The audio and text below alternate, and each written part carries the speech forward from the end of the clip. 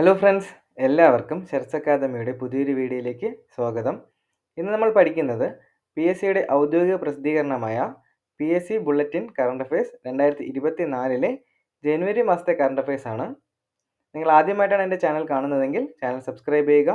അതുപോലെ തന്നെ ഈ ചാനലിൽ അപ്ലോഡ് ചെയ്യുന്ന എല്ലാ വീഡിയോകളുടെയും PDF നോട്ട് നമ്മുടെ ടെലഗ്രാം ചാനലിൽ ലഭ്യമാണ്. അപ്പോൾ ഷെർസ് അക്കാദമിയുടെ ടെലഗ്രാം ചാനൽ ജോയിൻ ചെയ്യാത്തവർ ടെലഗ്രാം ചാനൽ കൂടെ ജോയിൻ ചെയ്ത് വെക്കുക. അപ്പോൾ ഈ വീഡിയോയിൽ നമ്മൾ പഠിക്കുന്നത് ഖേലോ ഇന്ത്യ യൂത്ത് ഗെയിംസ് 2024 വിവരങ്ങളാണ്. അപ്പോൾ ഏതാണ് ഖേലോ ഇന്ത്യ യൂത്ത് ഗെയിംസ് 2024 വിവരങ്ങളാണ്. അപ്പോൾ ഖേലോ ഇന്ത്യ യൂത്ത് ഗെയിംസ് 2024 വേദി എന്ന് പറയുന്നത് ചെന്നൈയാണ്. അപ്പോൾ ഖേലോ ഇന്ത്യ 2024 അല്ലെങ്കിൽ ഖേലോ ഇന്ത്യ യൂത്ത് ഗെയിംസ് 2024 വേദി ചെന്നൈയാണ്. ഇത് ഉദ്ഘാടനം ചെയ്തത് അനുരാഗ് ഠാക്കൂർ. അപ്പോൾ കേന്ദ്രമന്ത്രിയായിട്ടുള്ള അനുരാഗ് ഠാക്കൂർ ആണ് ഖേലോ ഇന്ത്യ യൂത്ത് ഗെയിംസ് 2024 ഉദ്ഘാടനം ചെയ്തത്. ഈ ഖേലോ ഇന്ത്യ യൂത്ത് ഗെയിംസ് 2024 ഭാഗ്യചിഹ്നം എന്ന് പറയുന്നത് വീരമംഗൈ വേലു നാച്ചിയാറാണ്. ആരാണ്? വീരമംഗൈ വേലു നാച്ചിയാറാണ്. ഈ ചിത്രത്തിൽ കാണുന്നതാണ് വീരമംഗൈ വേലു നാച്ചിയാർ എന്ന ഭാഗ്യചിഹ്നം. ഒന്നാമത്തെ ചോദ്യം, 16ാമത് ധനകാര്യ കമ്മീഷന്റെ ചെയർമാൻ. അപ്പോൾ ഈ അടുത്തിടെ 16ാമത് ധനകാര്യ കമ്മീഷൻ എന്ത് ചെയ്തു? കോൺസ്റ്റിറ്റ്യൂട്ട് ചെയ്തു. അപ്പോൾ അതിന്റെ ചെയർമാനായിട്ട് അരവിന്ദ് പനഗരിയ. അപ്പോൾ ആരെയാണ് തിരഞ്ഞെടുത്തത്? അരവിന്ദ് പനഗരിയയാണ് 16ാമത് ധനകാര്യ കമ്മീഷന്റെ ചെയർമാനായിട്ട് തിരഞ്ഞെടുത്തത്. അപ്പം നമുക്കറിയാം 15ാമത്തെ ധനകാര്യ കമ്മീഷന്റെ ചെയർമാൻ എന്ന് പറയുന്നത് NK സിംഗ് ആയിരുന്നു. ആരായിരുന്നു? NK സിംഗ് ആയിരുന്നു. അതുപോലെ ധനകാര്യ കമ്മീഷനെ കുറിച്ച് പ്രതിപാദിക്കുന്ന ആർട്ടിക്കിളാണ് ആർട്ടിക്കിൾ 280 എന്ന് പറയുന്നത്. അടുത്ത് ഈ 16ാമത് ധനകാര്യ കമ്മീഷന്റെ സെക്രട്ടറി എന്ന് പറയുന്നത് ഋത്തിക് രഞ്ജനം പാണ്ഡെയാണ്. ആരാണ്? ഋത്തിക് രഞ്ജനം പാണ്ഡെയാണ് ഈ 16ാമത് ധനകാര്യ കമ്മീഷന്റെ സെക്രട്ടറി എന്ന് പറയുന്നത്. അപ്പോൾ ഇത്തിരി വിവരങ്ങളോട് ഇതിനകത്ത് ഓർത്ത് വെച്ചേക്കാം. അപ്പോൾ 16ാമത് ധനകാര്യ കമ്മീഷന്റെ ചെയർമാൻ എന്ന് പറയുന്നത് അരവിന്ദ് പനഗരിയ. 15ാമത്തേതാണ് ചോദിച്ചു കഴിഞ്ഞാൽ NK സിംഗ് ആയിരുന്നു. ഇത് ആർട്ടിക്കിൾ 280 ധനകാര്യ കമ്മീഷനെ കുറിച്ച് പ്രതിപാദിക്കുന്നത്. അപ്പോൾ 16ാമത് ധനകാര്യ കമ്മീഷന്റെ സെക്രട്ടറി എന്ന് പറയുന്നത് ഋത്തിക് രഞ്ജനം പാണ്ഡെയാണ്. അടുത്ത ചോദ്യം, അന്താരാഷ്ട്ര സംഘടനയായ ബ്രിക്സിൽ സ്ഥിരാംഗത്വം നേടിയ രാജ്യങ്ങളുടെ എണ്ണം. അപ്പോൾ അടുത്തിടെയായിട്ട് 5 രാജ്യങ്ങൾക്ക് ബ്രിക്സിൽ സ്ഥിരാംഗത്വം നൽകി. ഏതൊക്കെയാണ് ആ രാജ്യങ്ങൾ എന്ന് നോക്കാം. Egypt, Ethiopia, Iran, Saudi Arabia, UAE.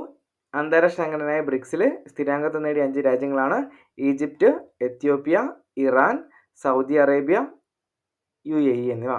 അടുത്ത ചോദ്യം, ദേശീയ നിയമസഹായ അതോറിറ്റിയുടെ ചെയർമാൻ. അപ്പോൾ ദേശീയ നിയമസഹായ അതോറിറ്റിയുടെ ചെയർമാനായിട്ട് തിരഞ്ഞെടുക്കപ്പെട്ടത് ജസ്റ്റിസ് BR ഗവായി ആണ്. അടുത്ത ചോദ്യം, ഇന്ത്യയിലെ ആദ്യത്തെ ബഹുഭാഷ AI പ്ലാറ്റ്ഫോം അല്ലെങ്കിൽ ഇന്ത്യയിലെ ആദ്യത്തെ ബഹുഭാഷ ആർട്ടിഫിഷ്യൽ ഇന്റലിജൻസ് പ്ലാറ്റ്ഫോമാണ് കൃത്രിം. ഏതാണ്? കൃത്രിം. ഇത് ഓർത്ത് വെച്ചേക്കാൻ നല്ല ക്വസ്റ്റ്യൻ ആണ്. അപ്പോൾ ഇന്ത്യയിലെ ആദ്യത്തെ ബഹുഭാഷ AI പ്ലാറ്റ്ഫോം അല്ലെങ്കിൽ ആർട്ടിഫിഷ്യൽ ഇന്റലിജൻസ് പ്ലാറ്റ്ഫോമാണ് കൃത്രിം എന്ന് പറയുന്നത്. ഇന്ത്യ തദ്ദേശീയമായി വികസിപ്പിച്ച അല്ലെങ്കിൽ ഇന്ത്യ തദ്ദേശീയമായി നിർമ്മിച്ച യുദ്ധക്കപ്പലാണ് INS ഇംഫാൽ. അപ്പോൾ ഇത് ഈ അടുത്തിടെ കമ്മീഷൻ ചെയ്യുകയുണ്ടായി. അപ്പോൾ ഇന്ത്യ തദ്ദേശീയമായിട്ട് നിർമ്മിച്ച യുദ്ധക്കപ്പലാണ് INS ഇംഫാൽ എന്ന് പറയുന്നത്. അടുത്ത ചോദ്യം, 2023 പ്യൂബിറ്റി പുരുഷ അത്ലറ്റ് പുരസ്കാരം. ഏതാണ്? പ്യൂബിറ്റി പുരുഷ അത്ലറ്റ് പുരസ്കാരം നേടിയത് ഇന്ത്യയുടെ വിരാട് കോഹ്ലിയാണ്. അടുത്ത ചോദ്യം, പാക് പൊതു തെരഞ്ഞെടുപ്പിൽ മത്സരിക്കുന്ന ആദ്യ ഹിന്ദു വനിത. അപ്പോൾ നിങ്ങൾ വാർത്തയിലെല്ലാം കണ്ടിട്ടുണ്ടാകും, പാകിസ്ഥാനിൽ തെരഞ്ഞെടുപ്പ് നടക്കുകയാണ്. അപ്പോൾ ഈ തെരഞ്ഞെടുപ്പിൽ പങ്കെടുക്കുന്ന ആദ്യ ഹിന്ദു വനിതയാണ് ഡോക്ടർ സവേര പ്രകാശ്. ഒന്നുകൂടി, പാകിസ്ഥാൻ പൊതു തെരഞ്ഞെടുപ്പിൽ മത്സരിക്കുന്ന ആദ്യ ഹിന്ദു വനിതയാണ് ഡോക്ടർ സവേര പ്രകാശ് എന്ന് പറയുന്നത്. അടുത്ത ചോദ്യം, ഫ്രാൻസിന്റെ പുതിയ പ്രധാനമന്ത്രിയായിട്ട് നിയമിതനായത് ഗബ്രിയേൽ അത്താർ ആണ്. അപ്പോൾ ഫ്രാൻസിന്റെ പുതിയ പ്രധാനമന്ത്രിയായിട്ട് നിയമിതനായത് ഗബ്രിയേൽ അത്താർ ആണ്. അടുത്ത ചോദ്യം, അടുത്തിടെ അന്താരാഷ്ട്ര ക്രിക്കറ്റിൽ നിന്നും വിരമിച്ച ദക്ഷിണാഫ്രിക്കൻ താരം. അപ്പോൾ അടുത്തിടെ അന്താരാഷ്ട്ര ക്രിക്കറ്റിൽ നിന്നും വിരമിച്ച ദക്ഷിണാഫ്രിക്കൻ താരമാണ് ഡീൻ എൽഗർ. ഈ പേര് ഓർത്ത് വെച്ചേക്കുക, വളരെ പോപ്പുലർ ആയിട്ടുള്ള ഒരു ക്രിക്കറ്ററാണ്. അപ്പോൾ അടുത്തിടെ അന്താരാഷ്ട്ര ക്രിക്കറ്റിൽ നിന്നും വിരമിച്ച ദക്ഷിണാഫ്രിക്കൻ താരമാണ് ഡീൻ എൽഗർ. അടുത്ത ചോദ്യം, സാംസ്കാരിക വകുപ്പ് നൽകുന്ന പരമോന്നത ബഹുമതിയായ സ്വാതി സംഗീത പുരസ്കാരം നേടിയത്? അപ്പോൾ ഈ വർഷത്തെ സ്വാതി സംഗീത പുരസ്കാരം നേടിയത് പി ആർ കുമാര കേരള വർമ്മയാണ്. ആരാണ്? പി ആർ കുമാര കേരള വർമ്മയാണ്. അടുത്ത ചോദ്യം, ഭക്ഷ്യ പൊതുവിതരണ വകുപ്പിന്റെ ആഭിമുഖ്യത്തിൽ ജലവിഭവ വകുപ്പിന്റെ സഹകരണത്തോടെ കുറഞ്ഞ നിരക്കിൽ സംസ്ഥാന റേഷൻ കടകളിലൂടെ കുടിവെള്ളം ലഭ്യമാക്കുന്ന പദ്ധതിയാണ് സുജലം പദ്ധതി. അപ്പോൾ ഒന്നുകൂടി, ഭക്ഷ്യ പൊതുവിതരണ വകുപ്പിന്റെ ആഭിമുഖ്യത്തിൽ ജലവിഭവ വകുപ്പിന്റെ സഹകരണത്തോടെ കുറഞ്ഞ നിരക്കിൽ സംസ്ഥാന റേഷൻ കടകളിലൂടെ കുടിവെള്ളം ലഭ്യമാക്കുന്ന പദ്ധതിയാണ് സുജലം പദ്ധതി. ഏത് പദ്ധതിയാണ്? സുജലം പദ്ധതി. അടുത്തത്, 81ാമത് ഗോൾഡൻ ഗ്ലോബ് അവാർഡ്സിൽ 5 പുരസ്കാരങ്ങൾ നേടിയ ക്രിസ്റ്റഫർ നോളൻ സംവിധാനം ചെയ്ത ചലച്ചിത്രമാണ് ഓപ്പൺഹൈമർ. അപ്പോൾ പ്രസിദ്ധനായിട്ടുള്ള സംവിധായകനായ ക്രിസ്റ്റഫർ നോളൻ സംവിധാനം ചെയ്ത ഓപ്പൺഹൈമർ എന്ന ചലച്ചിത്രം 5 പുരസ്കാരങ്ങൾ നേടി. ഇതിൽ 81ാമത് ഗോൾഡൻ ഗ്ലോബ് അവാർഡ്സിൽ 5 പുരസ്കാരങ്ങൾ നേടി.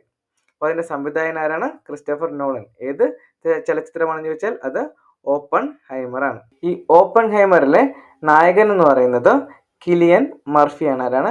കിലിയൻ മർഫിയാണ് ഇതിലെ നായകൻ എന്ന് പറയുന്നത്. ഇതുകൂടി ഇതിലൂടെ ഓർത്ത് വെച്ച് പഠിക്കുക. അപ്പോൾ അടുത്ത ചോദ്യം, 2023 ഓടക്കുഴൽ പുരസ്കാരം നേടിയത്? അപ്പോൾ 2023 ഓടക്കുഴൽ പുരസ്കാരം നേടിയത് പി എൻ ഗോപികൃഷ്ണൻ. ആരാണ്? P N Gopikrishnan. അപ്പോൾ ഓടക്കുഴലും ഗോപികൃഷ്ണൻ എന്ന് വെച്ചാൽ ശ്രീകൃഷ്ണന്റെ മറ്റൊരു പേരാണ്. അപ്പോൾ അത് രണ്ടും ചേർത്ത് വെച്ച് പഠിക്കുക. ഓടക്കുഴൽ പുരസ്കാരം 2023 നേടിയത് പി എൻ ഗോപികൃഷ്ണനാണ്. അടുത്ത ചോദ്യം, അടുത്തിടെ അന്തരിച്ച ജർമ്മൻ ഫുട്ബോൾ ഇതിഹാസം. അപ്പോൾ വളരെ ഫേമസ് ആയിട്ടുള്ള ഒരു ഫുട്ബോളർ അടുത്തിടെ അന്തരിക്കുകയുണ്ടായി. അദ്ദേഹത്തിന്റെ പേരാണ് ഫ്രാൻസ് ബെക്കൻബൗവർ. ആരാണ്? ഫ്രാൻസ് ബെക്കൻബൗവർ. ഇദ്ദേഹം ജർമ്മൻകാരനാണ്. എവിടത്തുകാരനാണ്? ജർമ്മൻകാരനാണ്.